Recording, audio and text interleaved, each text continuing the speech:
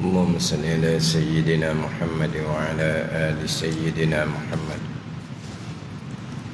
أعوذ بالله من الشيطان الرجيم. بسم الله الرحمن الرحيم. الحمد لله رب العالمين، والصلاة والسلام على سيد المرسلين وعلى آله وصحبه أجمعين. رب اشرح لي صدري ويسر لي أمري واحلل عقدة من لساني يفقهوا قولي. سبحانك لا علم لنا إلا ما علمتنا إنك أنت العليم الحكيم. ولا حول ولا قوة إلا بالله العلي العظيم. Kitab Penawar bagi Hati, muka surat 55. Baris yang keempat daripada bawah. Baris yang keempat daripada bawah. Qala al-muallifu rahimahullahu ta'ala wa nafa'ana bi'ulumihi amin. Dan ditanya akan Siti Aisyah radhiyallahu anha, bila masanya ada seseorang itu mengerjakan kejahatan. Dan ditanya akan Siti Aisyah radhiyallahu anha, bila masanya ada seseorang itu mengerjakan kejahatan. Maka menjawab Siti Aisyah radhiyallahu anha, apabila menyangka ia seseorang akan diri seseorang berbuat kebaikan. Apabila menyangka ia seseorang akan diri seseorang berbuat kebaikan. Apabila seseorang menyangka akan dirinya berbuat kebaikan, seseorang itu telah mengerjakan satu kejahatan. Menyangka di sini sangkaan perkara yang tidak ada, itu sangkaan. Adapun pembicaraan ujub membilang besar, membilang lebih akan dirinya, ataupun satu kelebihan yang ada pada dirinya, hak perkara yang ada ni, perkara yang ada, ada kelebihan pada diri, ada ilmu pada diri, ada amal pada diri. Ini tak panggil menyangka, sebab memang sebenar diri itu berilmu, diri itu beramal. Itu ujub, membilang besar akan satu kelakuan, satu kelebihan yang ada pada diri, serta lupa ianya datang daripada Allah Subhanahu wa taala. Adapun Aisyah radhiyallahu anha menyatakan, apabila menyangka ia akan dirinya berbuat kebaikan. Ini sangkaan, makna diri bukan buat kebaikan. Kita bicara ujub, memanglah seseorang tu berbuat kebaikan, memang seseorang itu berbuat amal. Dia membilang besar akan amal yang dilakukan oleh dirinya, serta lupa kekuatan buat amal itu datang daripada Allah. Itu ujub, mana perasan akan perkara yang memang ada pada diri. Adapun menyangka ia akan dirinya berbuat kebaikan, sangkaan ni adalah perkara yang tidak ada. Jadi sekarang tajuknya tajuk ujub, perasan akan kelebihan yang memang ada pada diri, serta lupa ianya datang daripada Allah. Menyangka ini perkara yang tidak ada, boleh panggil menyangka. Kenapa di sini Aisyah radhiyallahu anha menyatakan bila menyangka ia akan dirinya berbuat kebaikan. Menyangka di sini ini pada hakiki. Pada hakiki seseorang tidak ada melakukan kebaikan. Pada hakikinya tidak ada seseorang pun yang melakukan kebaikan. Sebab kebaikan yang dilakukan oleh seseorang adalah datang daripada Allah Subhanahu wa ta'ala. Hakikinya seseorang la haula wala quwata illa billahil aliyyil azim. Itu hakiki dia. Jadi kalau seseorang buat kebaikan, dia membilang lebih akan dirinya buat kebaikan serta lupa itu datang daripada Allah, maka dia panggil sangkaan. Sebab apa? Bukan hak dia pun. Sebab apa situ? Sebab dia lupa. Ujuk, kita jangan lupalah ujuk. Ujuk bukan hanya membilang besar, membilang lebih kelebihan yang ada pada diri, ilmu ataupun amal. Bukan semata membilang besar, bukan semata-mata membilang lebih. Ujuk ni membilang besar, membilang lebih akan kelebihan yang ada pada diri serta lupa ianya datang daripada Allah. Oleh kerana dia lupa ianya datang dari Allah tu, dia panggil sangkaan. Sebab apa kebaikan kelebihan yang ada pada diri seseorang, ianya datang daripada Allah, bukan hakikinya datang daripada diri sendiri. Ni dia panggil sangka. Tak adanya kebaikannya.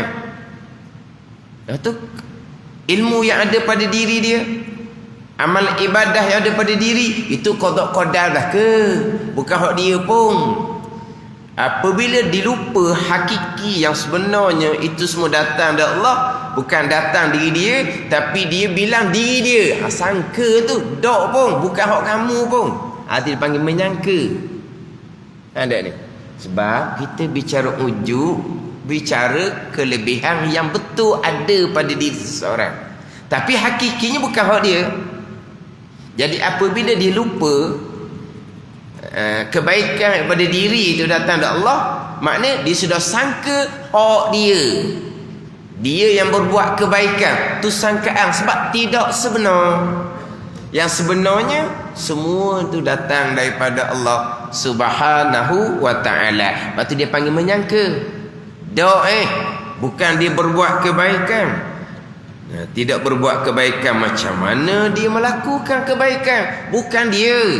Itu hakikinya qada dan qadar Allah Subhanahu wa ta'ala. Hakiki diri la haula wala quwata illa billah. Tiba-tiba dia lupa yang sebenarnya datang Allah. Dia kira hak dia. Dia panggil apa? Menyangka akan dirinya berbuat kebaikan. Sebab apa dia panggil menyangka? Sebab kebaikan tu adalah datang daripada qada qadar, taufik hidayah Allah Subhanahu wa ta'ala, bukan datang daripada diri sendiri. Lepas tu dia panggil menyangka. Sangkaan akan perkara yang tidak ada. Memang tidak ada. Kebaikan yang dilakukan adalah datang daripada qada dan qadar Allah Subhanahu wa ta'ala. Diletak pada seseorang yang melakukan kebaikan ada hanya majaz sahaja, letak pada zahir sahaja. Memang Al-Quran menyebut kepada seseorang, alladzina amanu wa amilus salihat, mereka yang beriman dan mereka yang beramal soleh. Al-Quran memang sandar beriman tu kepada mereka. Al-Quran memang menyandar beramal soleh tu kepada mereka. Kepada seseorang itu hanya majazi saja, pada zahir sahaja. Pada hakiki, pada batin, beriman seseorang qada azali. Saat seseorang beriman, saat hati seseorang percaya.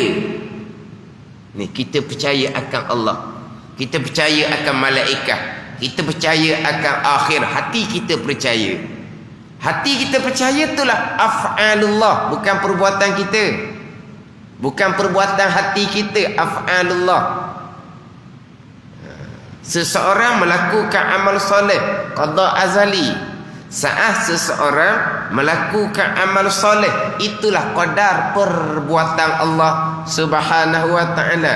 Tapi Quran sandar mereka-mereka yang beriman dan mereka-mereka yang beramal soleh itu hanya sandar majazi, letak sahaja, sandar pada zahir. Hakiki tidak ada, melainkan semuanya daripada Allah. Tiba-tiba kelebihan yang ada pada diri yang hakikinya datang dari Allah, lupa hak hakiki.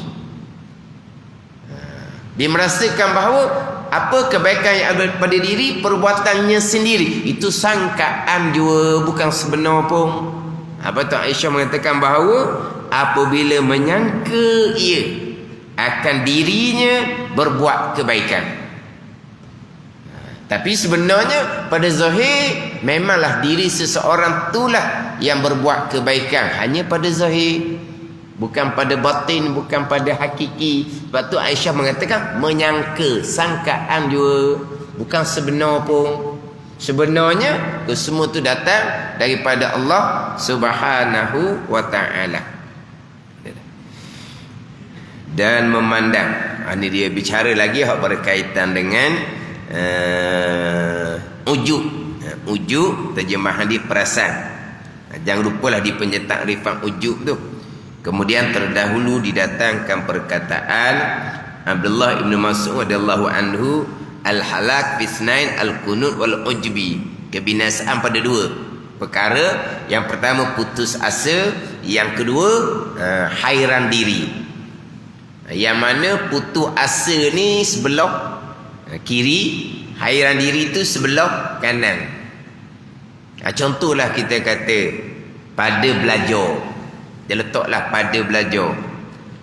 Belajar punya belajar, payah nak faham, payah nak turut, banyaknya hak nak kena pelajari, akhirnya jadi putus asa, tinggal belajar. Itu kebinasaan. Ada pula yang belajar tu dia perasan pandai, lupa pandai tu datang daripada Allah, akhirnya tambah belajar juga dah pandai dah. Ni. Dua-dua ni kebinasaan kata Ibnu Mas'ud radhiyallahu anhu. Satu kebinasaannya terundur, satu kebinasaannya terlajar. Hak terundur ni dia belajar payah nak boleh, dia akan jadi putus asa. Belajar cepat boleh, dia perasan dia pandai dah, dia berhenti belajar. Hak belajar payah nak boleh ni, dia berhenti belajar juga sebab putus asa. Hak belajar cepat pandai, dia rasa dia pandai, dia berhenti belajar juga, dia pandai dah. Ni dua-dua belakang pandai ni. Cuma sebelah kiri, sebelah kanan gitulah kita kata. Kiri kanan, hak kirinya belajar. Bila mari daripada kosong, mana asah pula tak ada. Walaupun bicara tu bicara fardu ain sahaja. Kalau bicara fardu ain, wa imma tauhid ke, fiqh ke, tasawuf ke, mudah sahaja hak fardu ain, hak payah tu fardu kifayah. Tetapi kalau datang daripada kosong, tak ada asah, jadi nak menuruti tu payah sikit nak menuruti. Ni kadang-kadang bawa kepada putus asa. Dengar sekali, dengar dua kali, tak ada benda hak boleh turut, tak ada benda hak dia boleh ambil, tak ada benda pun hak dia boleh faham, akhir dia tambah. Tu putus asa. Pandai ni. Ada juga satu golongannya dia belajar, tu pandai dah. Cerita satu hukum, itu lama dah tu. Dia pun tak mau belajar juga. Sebab apa? Dia perasan dia pandai. Ini samalah kebinasaan belaka kedua-dua. Mana kedua-dua tidak akan bertambah kebaikan, tidak akan bertambah kebajikan. Putus asa dia pakai dok tu. Hak berasa ujub lebih ni dia tak tambah dah. Sebab apa? Dia rasa pandai. Jangan kadang-kadang belajar satu perkara, kita tu habis banyak kali dah. Tengok kitab tu dia boleh sebut dah. Tengok kitab, kitab tu saya berapa kali dah pusing kitab tu. Pusing kitab tu lah. Reti tak reti dalam tu tak tahu, tapi dia perasan. Dia perasan. Dia cara satu hukum, kita tahu dah. Bicara hukum, kita tahu dah. Hak semua ni takkan lama. Sebab apa? Dia perasan pandai. Hak satunya, dia nak belajar, tak dapat teruk. Bawa pada putus asa, tak mau belajar teruk. Hak perasan pandai, tak mau belajar juga. Sebab pandai dah. Ni. Dua kebinasaan, putus asa dan ujub. Perasan kelebihan yang ada pada diri serta lupa ianya datang daripada Allah Subhanahu wa taala. Dan memandang seseorang laki-laki kepada Bishrin bin Mansur, Bishrin Al-Hafi, ini arifin daripada tabi'in. Ini tabi'in, arifin daripada kalangan tabi'in.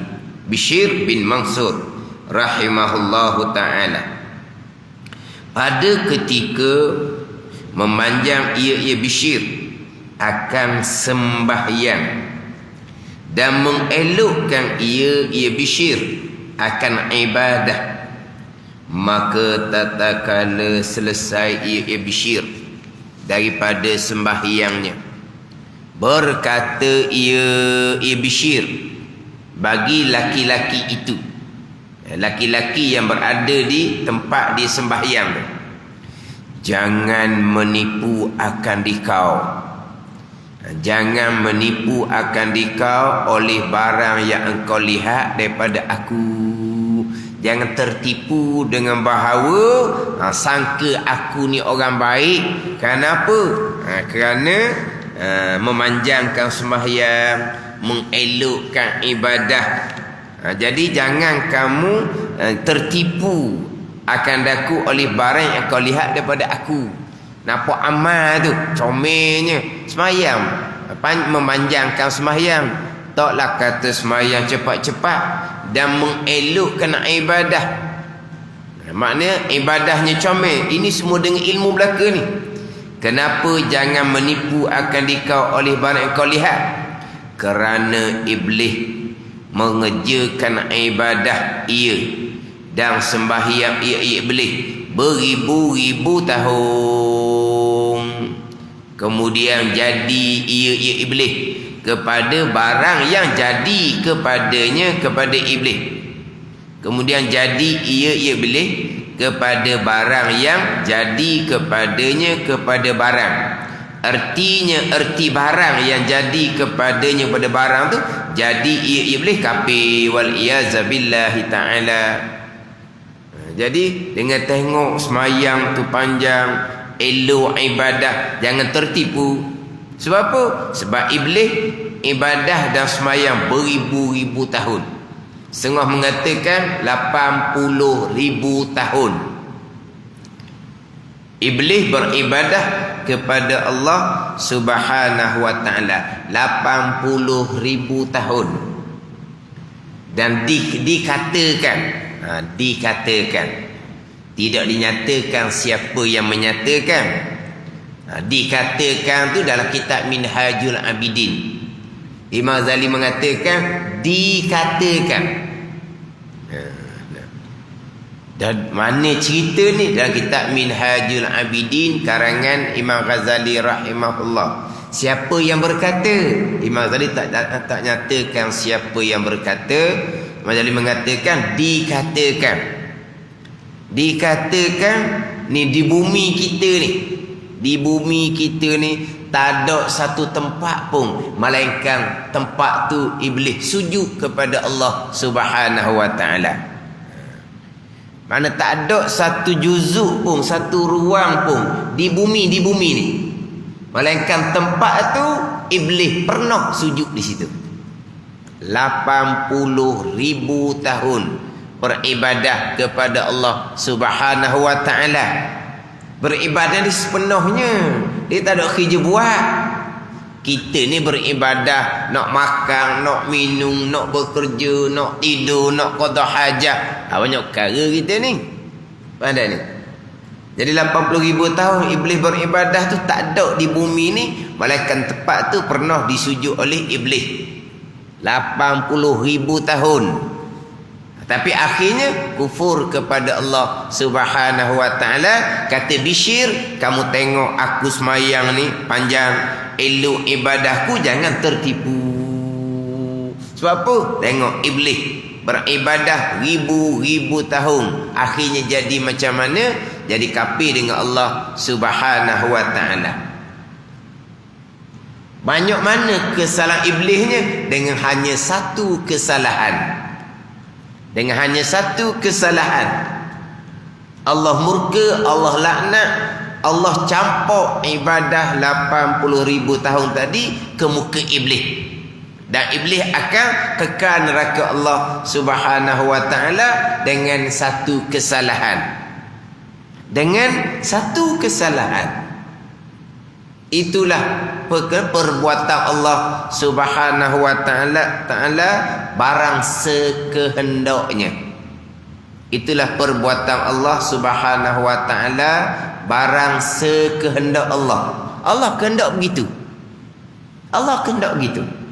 Beribadah 80,000 tahun dengan satu kesalahan, Allah taala murka, Allah taala laknat. Allah Ta'ala campur ibadah 80,000 tahun ke muka iblis. Kekal neraka selama-lamanya iblis. Berpunca daripada satu kesalahan. Daripada beribadah 80,000 tahun. Itulah muamalah Allah Subhanahu wa taala dengan hambanya hamba Allah barang sekehendaknya. Allah kehendak begitu. Ada ni. Ini ada kitab Minhajul Abidin ni. Tengok kepada apa yang Tuhan perbuat. Muamalah Allah Ta'ala dengan hamba seumpama tu, takutlah kita akan Allah Subhanahu wa Ta'ala. Sebab kita banyak salah. Ibadah kita baru lama mana barunya, salah banyak. Azazil, iblis ibadat 80,000 tahun, satu kesalahan. Kita ibadah baru je, kesalahan banyak mana kitanya. Kesalahan kita banyak mana kesalahan kita ni. Jadi tengok macam mana muamalah Allah perlakukan dengan hamba Allah Azazil tadi ni. Barang sekendaknya seumpama itu sahaja. Allah buat seorang Allah seksa iblis selama-lamanya dalam neraka Allah Subhanahu wa taala. Ini macam mana perbuatan Allah yang menimbulkan takut kita akan Allah kerana kita banyak kesalahan. Kemudian Mazali datang dalam kitab Minhaj, macam mana muamalah Allah dengan orang yang kafir 70 tahun kafir. 70 tahun kafir. Beriman sesaat sahaja diampuni sekalian dosa. Dosa apa? Dosa kufur 70 tahun. Tak ada lah sebesar-besar dosa, mereka dosa kufur. Kufur selama mana? 70 tahun kufur. 70 tahun sembah berhala contohnya. Muamalah Allah berlaku macam mana kepada hamba ni? Kerana beriman sesaat, Allah Ta'ala ampuni sekalian dosa kufur hak 70 tahun. Tengok kepada Allah perbuat seumpama ni, besarlah harapan kita kepada Allah. Sebab kita tidak pernah pun kufur kepada Allah Subhanahu wa ta'ala. Ini dia ada khauf dan rajak dalam kitab Minhajul Abidin. Khauf satu, rajak satu. Ini nanti dalam kitab Penuh Bagi Hati, tajuk khauf adalah sifat mahmudah yang kedua. Sifat mahmudah yang kedua. Kita bicara sekarang sifat mazmumah yang ke-9, wujud. Sifat mazmumah yang ke-10, riyah. Selesai. Sifat mahmudah yang pertama, taubah. Sifat mahmudah yang kedua, khauf, takut akan Allah.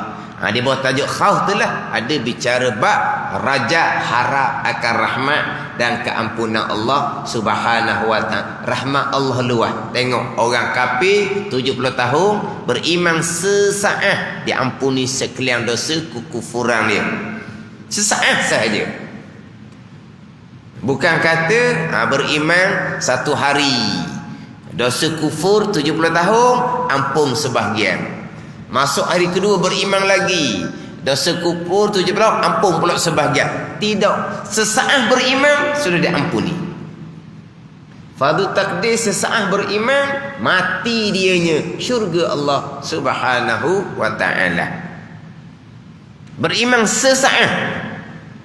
Bukan beriman 1 hari 2 hari, bukan. Beriman disebut bab iman, bukan disebut bab Islam. Islam tu dia mengucap 2 kalimah syahadah pada zahir. Pada zahir dia mengucap 2 kalimah syahadah. Serta hati dia beriman, Allah Ta'ala akan ampuni dosa kufur selama mana dia kufur. Tapi kalau dia hanya mengucap 2 kalimah syahadah serta hatinya tidak beriman dengan apa yang diucap, tak ada bahagian tu. Dia hanya Islam pada zahir tapi kafir di sisi Allah Subhanahu wa ta'ala. Atau kita balik pada bicara Islam, iman dan ihsan lah. Sebab 2 kalimah syahadah tu adalah Islam. Iman bicara bab kepercayaan hati. Yang mana iman, nak sah iman tidak terhenti atas 2 kalimah syahadah. Orang yang mengucap 2 kalimah syahadah tidak semestinya mereka beriman. Tidak semestinya mereka beriman. Sebab orang Islam tidak semestinya beriman. Orang munafik lah. Bukan hanya mengucap 2 kalimah syahadah. Orang munafik pada masa Nabi sallallahu alaihi wasallam masuk majlis ilmu Nabi sallallahu alaihi wasallam, berjemaah di belakang Nabi sallallahu alaihi wasallam, tapi hati kekal kufur dengan Allah dan dengan Nabi sallallahu alaihi wasallam. Lepas tu disebut bab iman, bukan cerita bab Islam. Tapi kalau dia mengucap serta hati dia percaya dengan Allah dan Nabi sallallahu alaihi wasallam, maka sah dia sebagai orang yang beriman.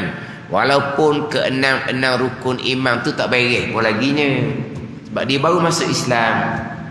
Dia baru masuk Islam. Kita nak sah iman, kena sah ke-6 rukun iman. Sebab itu dia panggil rukun. Daripada 6 rukun iman, kalau tak ada 1, tak panggil beriman. Faham tak ni? 6 rukun iman, tak ada 1, tak ada lah. Sebab itu rukun. Faham tak ni?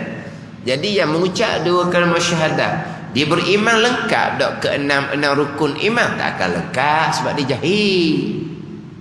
Tapi dia beriman dah kepada Allah secara ringkas, hanya Allah jiwa Tuhan.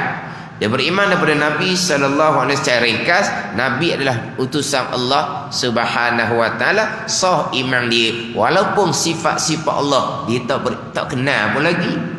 Walaupun sifat-sifat Rasul dia belum kenal, dia belum mengetahui lagi. Tapi dia jahil. Kesalahan pegangan dia pada masa tu dimaafkan. Iman disah, kalau dia mati syurga. Ada ni. Atau bab iman. Hak mengucap 2 kalimah syahadah itu adalah bahagian Islam. Kita hanya hukum pada zahir, dia adalah orang Islam. Tapi bicara bab diampuni oleh Allah adalah bicara beriman sesaat. Beriman, bukan hanya bicara hak berkaitan dengan Islam. Jadi muamalah Allah Subhanahu wa ta'ala hamba-Nya atas barang sekehendak Allah Subhanahu wa ta'ala. Azazi ingkar kufur kepada Allah, qada Allah juga. Seseorang tu kafir 70 tahun, qada Allah Subhanahu wa ta'ala. Kemudian terbuka hati dia untuk beriman, qada dan qadar Allah Subhanahu wa ta'ala. Itu semua adalah muamalah Allah barang sekehendaknya. Azazi ingkar, sombong dan ingkar kufur kepada Allah, qada juga. Kemudian azazi selama-lamanya akan diseksa dalam neraka Allah, qada juga. Itu barang sekehendak Allah Subhanahu wa ta'ala. Hak kata kafir 70 tahun, qada juga. Beriman dia, qada. Syurga dia, qada. Itu hakiki dia lah. Kesemua tu datang daripada Allah Subhanahu wa ta'ala. Ketahui olehmu bahawasanya sebab ujub itu jahil. Ketahui olehmu bahawasanya sebab punca lah kita kata, sebab punca ujub itu jahil, dan bahawasanya obatnya obat ujub ataupun obatnya obat jahil ilmu, pengetahuan lah. Jadi punca ujub, timbul penyakit hati ujub ni puncanya kerana jahil. Jadi nak ubat penyakit ujub jahil ni ilmu. Sebab tiap-tiap penyakit ada ubat dia. Nabi kata likulli da'in dawa, tiap-tiap penyakit ada ubat. Jadi penyakit punca jadi timbul penyakit ujub ni adalah kerana jahil. Jadi ubat dia ilmu. Jahil apa di situ? Jahil akan hakikat perkara tu. Jahil akan hakikat perkara. Apa yang dibilang besar tu? Apa yang lebih tu? Ilmu, amal. Mari mana? Mari daripada Allah. Itu panggil ada ilmu. Tiba-tiba dah apa ada pada diri kelebihan tu, hak dia sendiri. Itu jahil. Sebab apa? Sebab sebenarnya daripada Allah.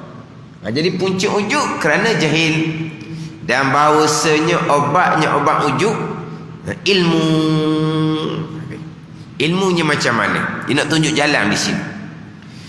Maka jika ada ujub itu dengan sebab pekerjaan yang tiada ada ia pekerjaan, dengan usahanya seperti cantik rupanya dan elok suaranya, maka tiada patut ia ujub dengan dirinya, kerana bukan terjadi pekerjaan itu dengan tenaganya.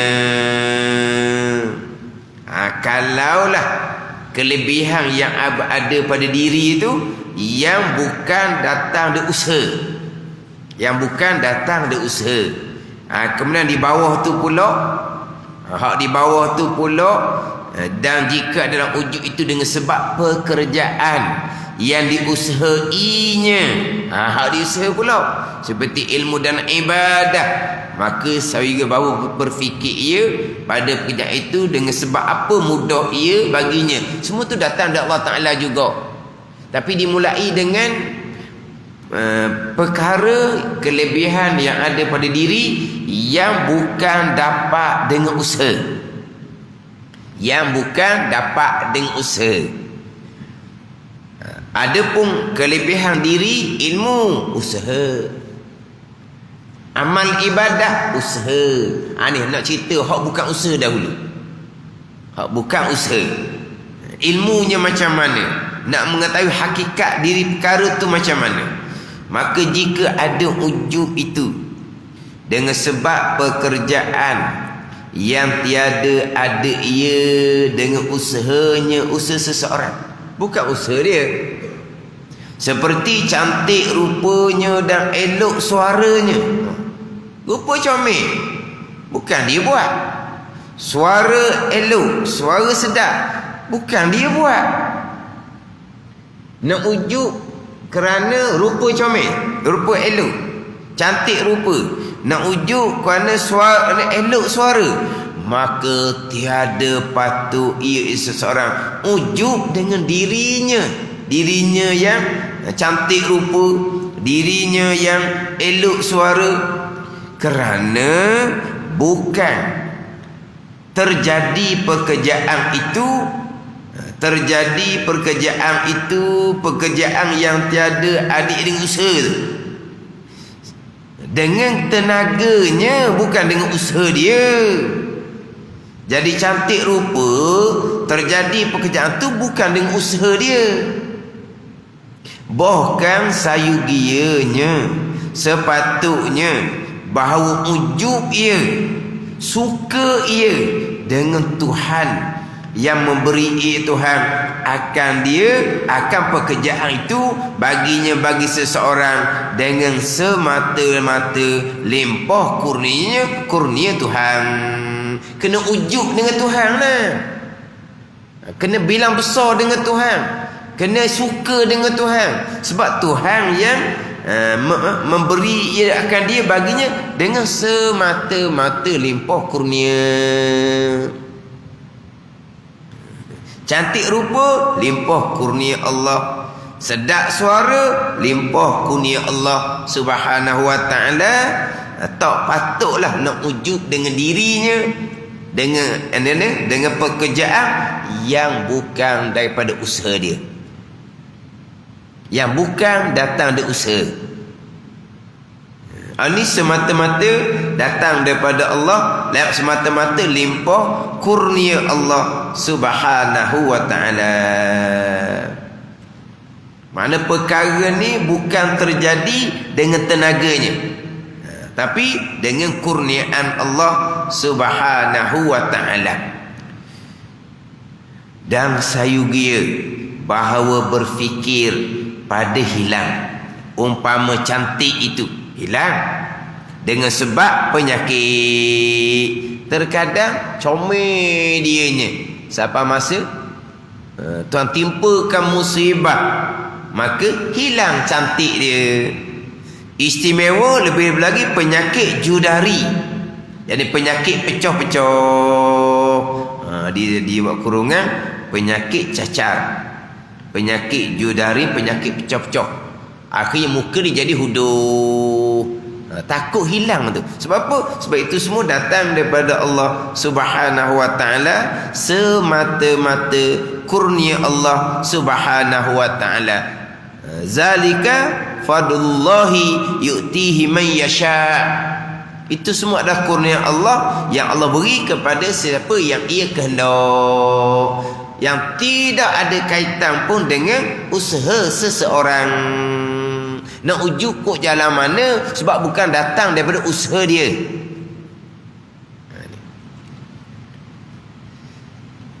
Dan jika adalah ujuk itu dengan sebab pekerjaan yang diusahainya, hak tadi nak ujuk dengan cantik rupa, nak ujuk dengan sedap suara. Mari mana cantik rupa kamu buat ke? Mari mana sedap suara kamu buat ke? Ke suara ni boleh buat asah-asah solidah, suara jadi sedap ke macam mana? Tak ada suara, tak, semata-mata limpah kurnia daripada Allah Subhanahu wa ta'ala. Nak ujuk kok jalan mana? Yang sepatutnya ujuk bilang besar, suka dengan Allah Subhanahu wa ta'ala yang menjadikan cantik rupa, menjadikan elok, sedap suara. Semata-mata limpah kurnia daripada Allah. Hak ni nak pergi pula kepada perkara yang dapat dengan usaha. Dan jika adalah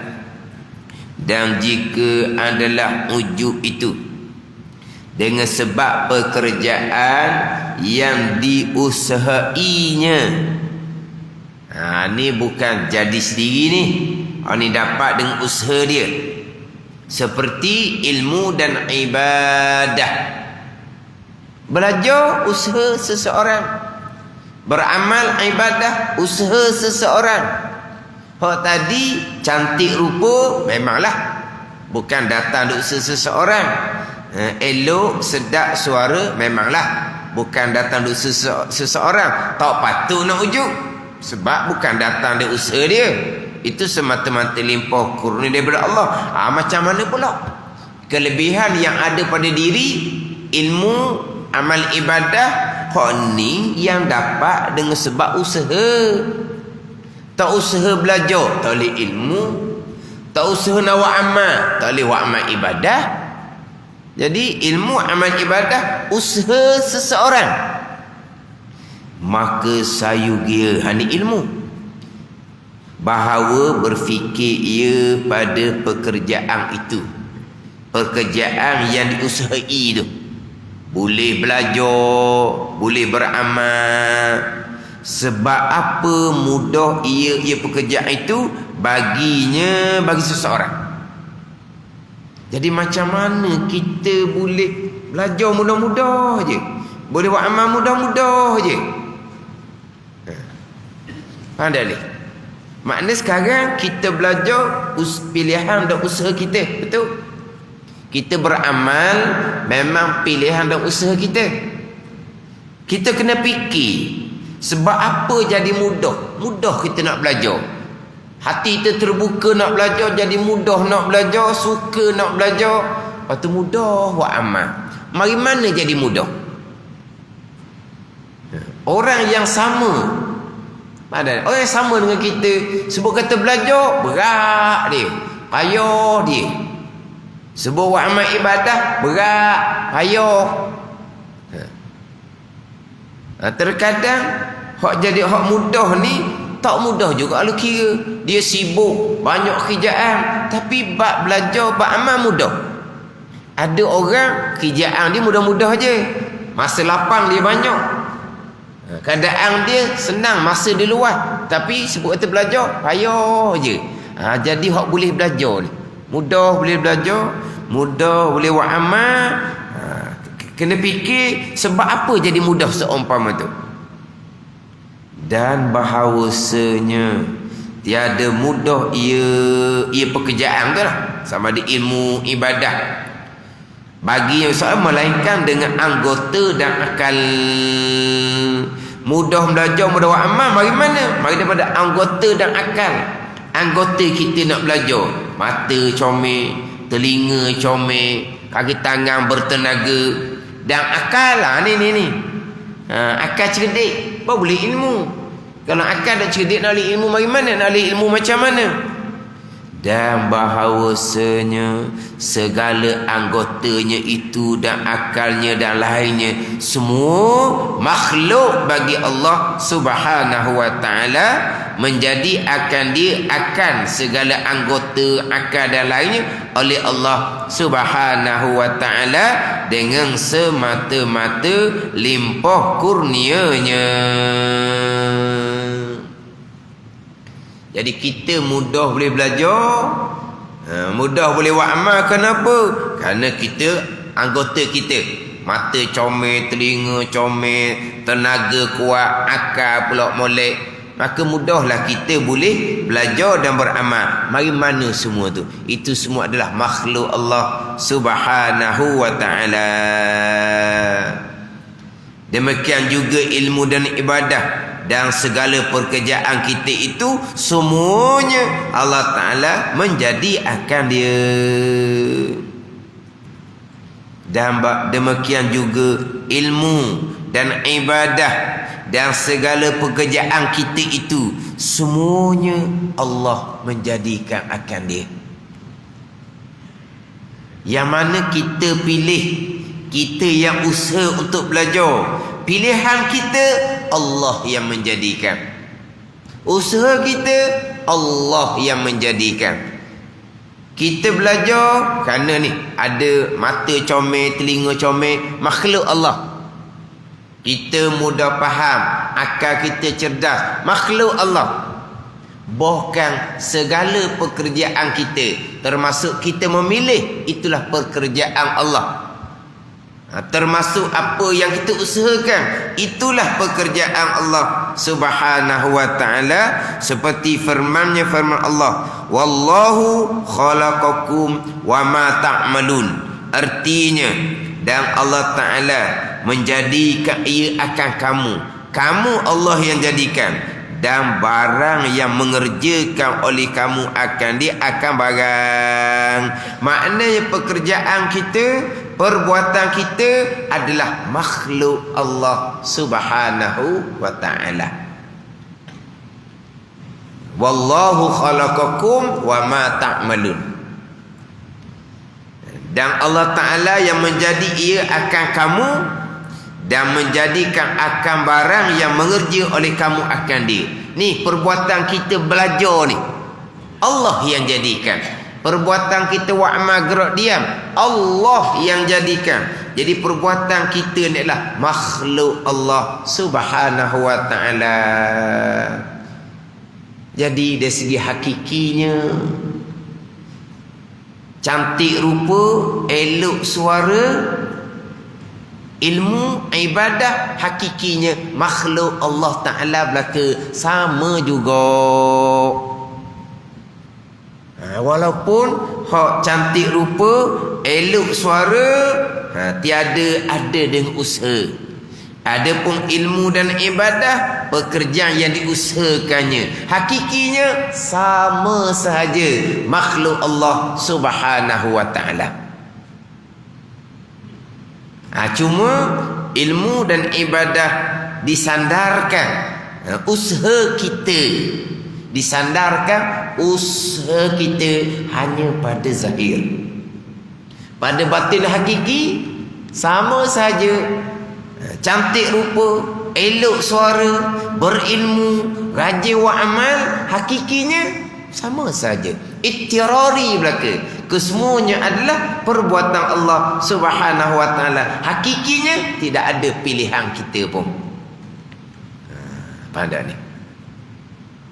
Cuma disandarkan usaha kita ni, ilmu kita kata usaha kita, ibadah kita kata usaha kita.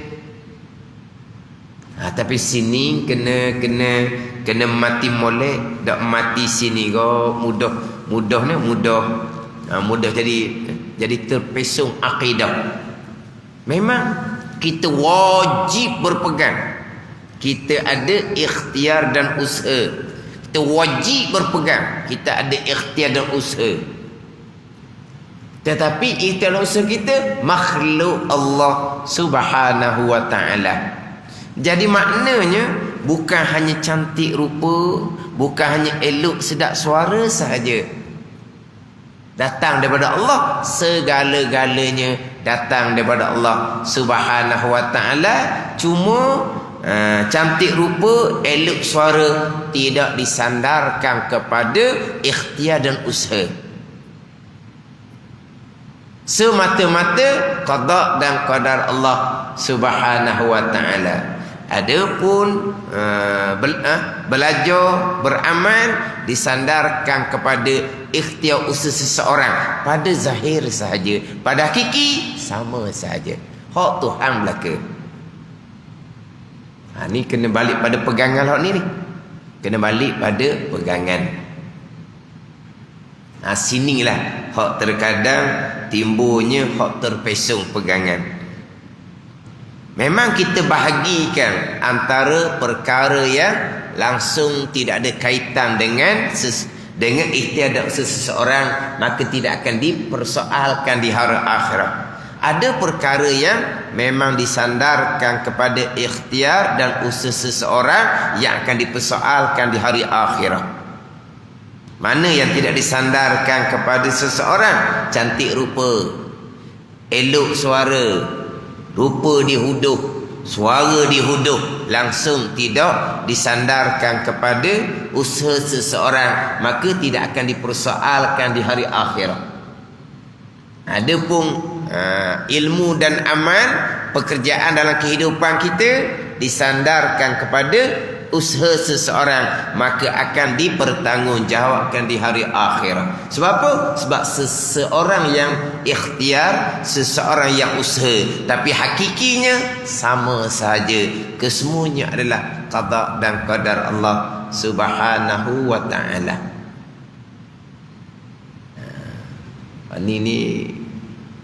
Ini biar memang banyak dalam rakaman lah. Dia bahagikan dibagikan kepada takdir pada dua. Nama dia takdir comel dah, dia bagi dua. Satu dia panggil takdir mutlak, satu dia panggil takdir ikhtiari. Satu takdir mutlak, contohnya ni lah, cantik rupa, elok suara, takdir Allah semata-mata, langsung tidak disandarkan kepada usaha seseorang, maka seseorang tidak akan dipersoalkan di hari akhirat.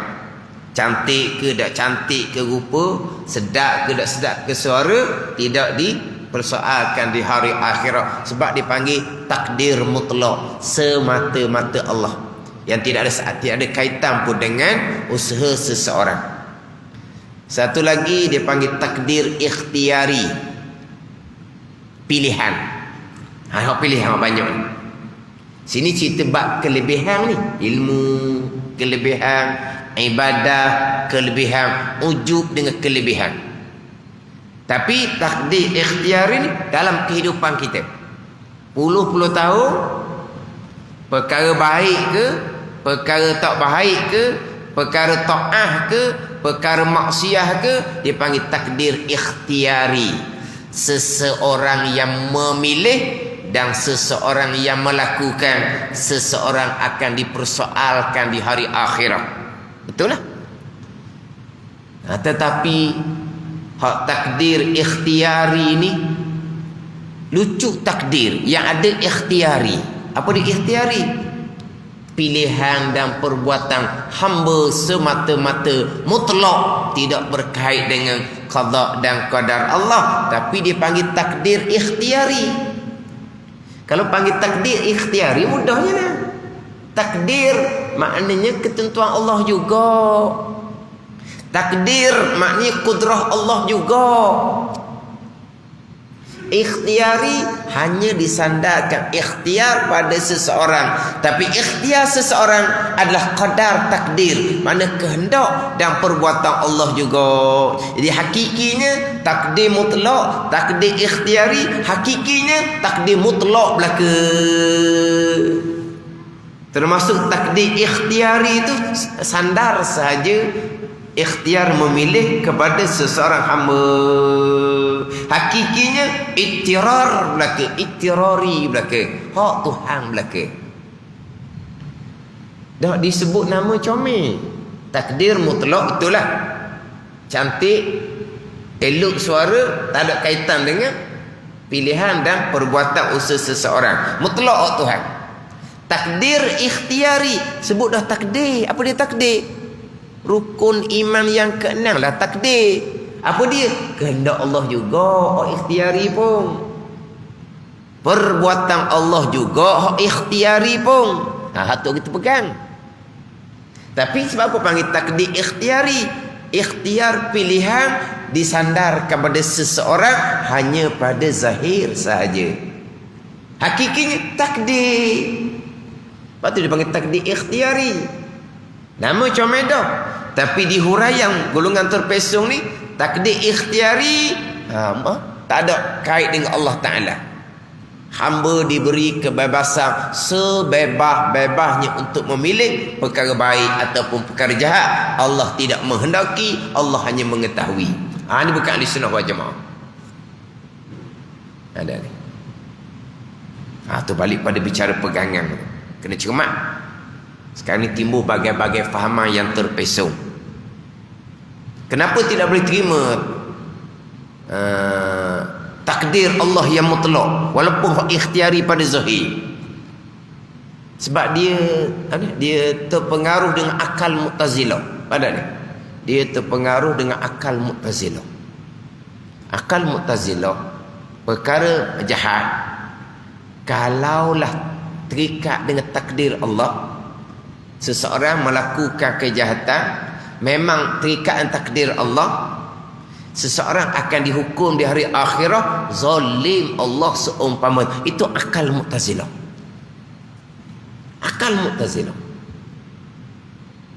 Situ poin dia. Kenapa Mu'tazilah terpesong dalam bab perkara jahat takdir Allah? Kerana akal Mu'tazilah, kalaulah kejahatan seseorang, melakukan maksa seseorang adalah datang dari takdir Allah, maka takdir Allah pasti berlaku. Masya Allah, kan Nabi kata barang yang menghendaki Allah pasti akan berlaku. Maka berlakulah kejahatan.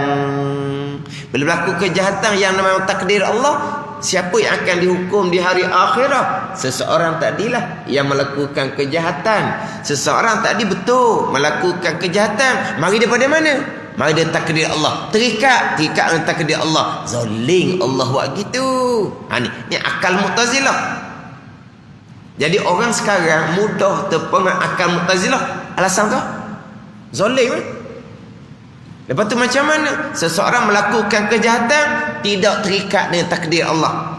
Seseorang diberi pilihan sebebas-bebasnya untuk memilih.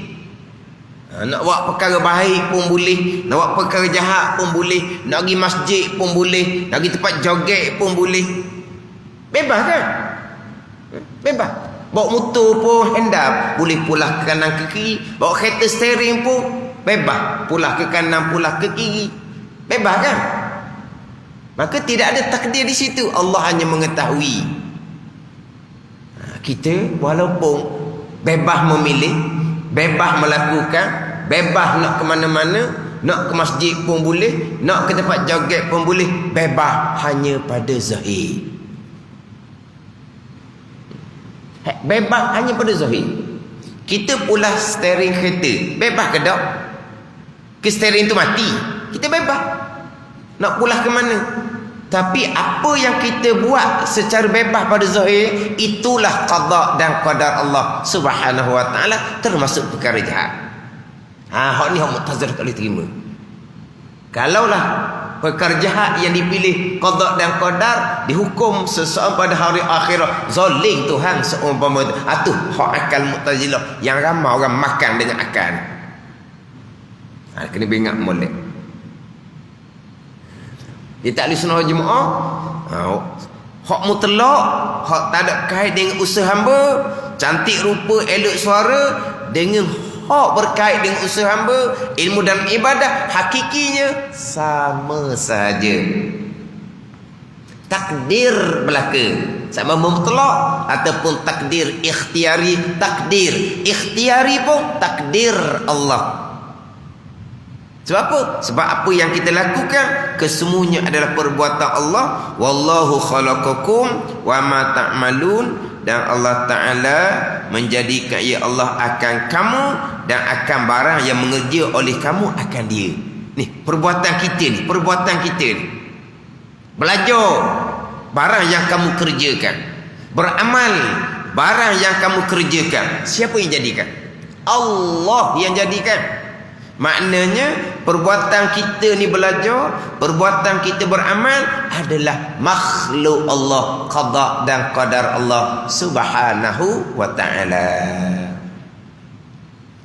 Cuma disandarkan ilmu ibadah contohnya kepada usaha kita hanya pada zahir, bukan pada batin, hanya majazi, bukan hakiki. Ayat Al-Quran sama, hadis Nabi sama, ayat kitab pun sama. Kita nak letak mana hak zahir, mana hak batin, mana hak majazi, mana hak hakiki, itu balik kepada pengajian. Daripada bacaan sendiri tidak akan jumpa. Ada ni, balik kepada pengajian. Di sini walaupun amal ibadah, pekerjaan yang diusahai, cantik rupa, elok suara, yang tiada diusahakannya.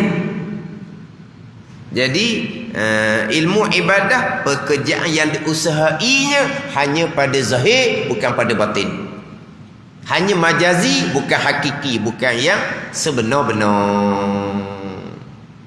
Dan ayat ni, wallahu khalaqakum wa ma ta'malun, ni di antara ayat yang menjadi dalil yang biasa digunakan pada membicarakan ikhtiar usaha seseorang hamba adalah perbuatan Allah di sisi ahli sunnah wal jamaah.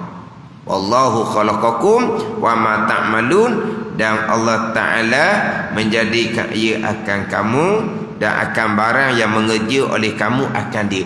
Barang yang kamu buat, gerak diam kamu tu, makhluk Allah Subhanahu wa Ta'ala. Bukan barang yang kamu kerjakan, makhluk Allah. Terdetik di hati pun Allah yang buat. Berkelip mata pun Allah yang buat, makhluk. Bergerak nadi pun Allah yang buat, makhluk. Kesemuanya adalah af'alullah, keesaan Allah pada perbuatan. Semua yang berlaku sama sahaja, ianya adalah makhluk Allah. Rupa cantik, cantik rupa, elok suara, af'alullah. Berilmu, beramal ibadah, af'alullah. Sama saja pada batin hakiki. Jadi kalau kata cantik rupa, elok suara, Nak ujuk kok mana? Bukan hak kita pun.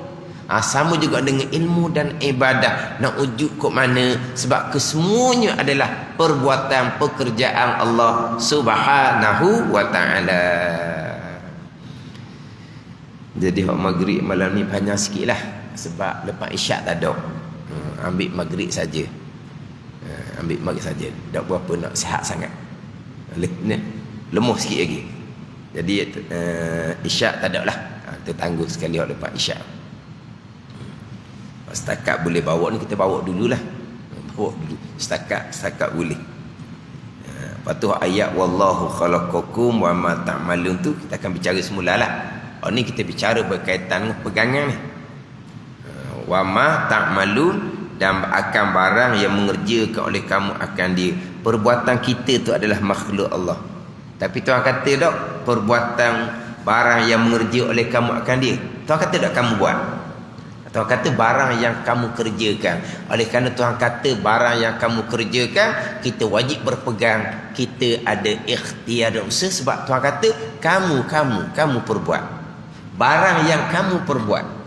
Tuhan kata tak kamu perbuat. Tuhan kata kita perbuat. Maka ahli sunnah, hamba ada pilihan dan perbuatan. Tapi hakikinya barang yang kamu perbuat, siapa yang jadikan? Kamu makhluk Allah. Barang yang kamu buat makhluk Allah. Tapi Tuhan kata tak kamu buat. Tuhan kata kamu buat. Oleh kerana Tuhan kata kamu buat, wajib berpegang. Hamba ada pilihan dan perbuatan. Ini sama dengan ayat saya baca minggu lepas dengan minggu terdahulunya. Wa ma ramaita iz ramaita walakinnallaha rama. Sama dengan ayat wallahu khalaqakum wa ma ta'malun. Di satu ayat sekalian qada dan qadar, di satu ayat juga kita akan berpegang hamba ada pilihan. Di ayat yang sama. Wa ma ramaita iz ramaita walakinnallaha rama wallahu khalaqakum wa ma ta'malun. Di satu ayat, di situlah pegangan kita sekalian qada dan qadar. Dan di situ juga ayat yang sama, kita berpegang hamba ada pilihan dan perbuatan. Tapi pilihan dan perbuatan hamba tetap qada dan qadar Allah Subhanahu wa ta'ala di satu ayat. Adapun dalam suratul Fatihah di satu surah, bukan di satu ayat. Alhamdulillahi rabbil alamin. Segala puji bagi Allah. Allah Rabb, Allah Tuhan. Hak dia belaka. Qada qadar dia belaka. Ayat yang kemudian pula, iyyaka na'budu wa iyyaka nasta'in, akan dikau ni kami yang sembah. Pada ni. Maka wajib berpegang kami ada pilihan dan perbuatan. Tapi alhamdulillahirabbil alamin, pilihan dan perbuatan kami tetap marbub kepada Allah Subhanahu wa ta'ala. Allah Rabb, Allah Tuhan. Hak dia belaka. Pilihan dan perbuatan kami tetap marbub kepada Allah. Qada qadar Tuhan juga. Itu dalam satu surah. Tapi ayat yang lain-lain, alhamdulillahirabbil alamin dengan iyyaka na'budu wa iyyaka nasta'in. Hak ayat wallahu khalaqakum wa ma ta'malun wa ma ramaita iz ramaita walakinnallaha rama. Di satu ayat kita berpegang sekalian qada dan qadar. Di satu ayat juga kita berpegang hamba ada pilihan dan perbuatan. Walaupun hakikinya pilihan dan perbuatan hamba tetap qada dan qadar Allah Subhanahu wa ta'ala. Wallahu khalaqakum wa ma ta'malun. Kita ni makhluk Allah. Ni Allah jadikan. Perbuatan kita pun makhluk Allah. Allah yang jadikan. Tapi Allah kata tak perbuatan kamu. Allah kata perbuatan kamu. Allah letak perbuatan kamu. Tapi Allah kata perbuatan kita ni makhluk Allah. Allah yang jadikan perbuatan kita. Qada-qadar lah perbuatan kita. Tapi Tuhan kata tak perbuatan kamu. Tuhan kata perbuatan kamu. Kita kena pegang bahawa hamba ada pilihan dan perbuatan. Tapi kenapa Tuhan kata perbuatan kamu? Perbuatan kamu pada zahir, makhluk Allah pada batin hakiki.